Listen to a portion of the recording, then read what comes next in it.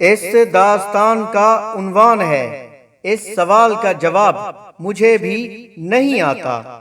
Train کا سفر جاری تھا۔ اس میں ایک یونیورسٹی کا اسٹوڈنٹ بھی سفر کر رہا تھا۔ اس کی نظر اگلی سیٹوں پر بیٹھے ایک غریب مزدور پر پڑی جو زیادہ پڑھا لکھا دکھائی نہیں دیتا تھا۔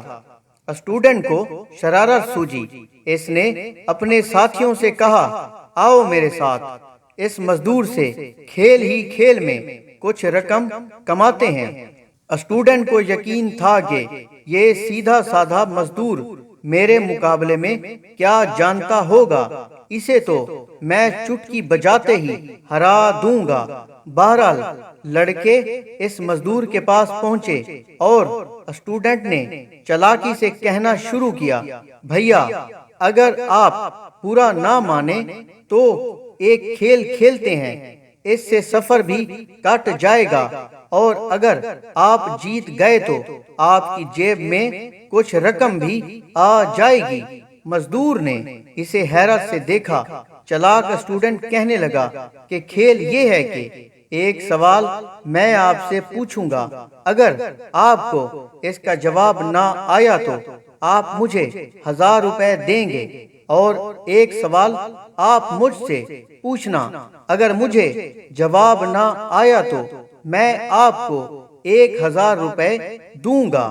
مزدور کہنے لگا، بھائی آپ پڑھے لکھے اور کھاتے پیتے گھرانے کے لگتے ہو، جبکہ میں غریب ان پڑھ مزدور ہوں۔ اتنی رعایت کر لو کہ اگر مجھے جواب نہ آیا تو میں 1000 نہیں 500 دوں گا، اور دوسری بات یہ کہ پہلا سوال میں کروں گا۔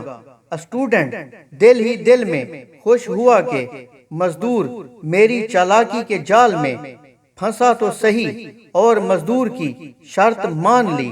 مزدور نے پہلا سوال کیا، یہ بتاؤ کہ وہ کون سی چیز ہے جو زمین پر چلتی ہے تو اس کے 2 پاؤں ہوتے ہیں، اور ہوا میں اڑتی ہے تو 3 پاؤں ہوتے ہیں۔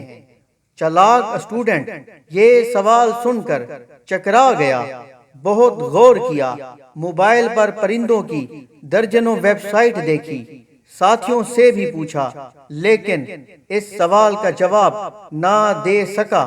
آخر کار اس نے ہار مانی اور 1000 روپے مزدور کے حوالے کر دیے۔ پھر کہنے لگا، میرا بھی یہی سوال ہے، اب تم اس کا جواب بتاؤ۔ مزدور نے 500 روپے جیب میں ڈالے اور 500 واپس کرتے ہوئے کہا، یہ لیں بھائی صاحب 500 روپے۔ اس سوال کا جواب مجھے بھی نہیں آتا۔ اس کہانی کی روشنی میں ہم خود پر غور کریں کہ کہیں ہم بھی لوگوں سے چالاکی کرنے کی کوشش تو نہیں کرتے۔ بعض اوقات دکاندار گاہک کو اور وہ دکاندار کو، مکینک بائک اور کار والے کو اور وہ اس کو، ٹرانسپورٹر مسافروں کو اور وہ اس کو چالاکی دکھانے کی کوشش کرتے ہیں، اور ان کو کوئی تیسرا بے وقوف بنا جاتا ہے۔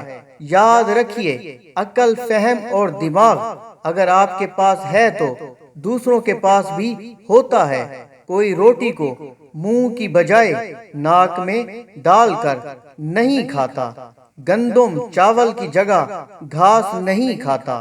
اس لیے کسی کو بے وقوف یا الو بنانے سے پرہیز کیا جائے، اور اپنی عقل کا استعمال صرف اور صرف مثبت انداز میں لوگوں کی بھلائی کو مد نظر رکھ کے کیا جائے، اس سے اللہ بھی خوش ہوگا۔ ملیں گے ایک نئی داستان کے ساتھ، تب تک اپنا بہت سارا خیال رکھیں۔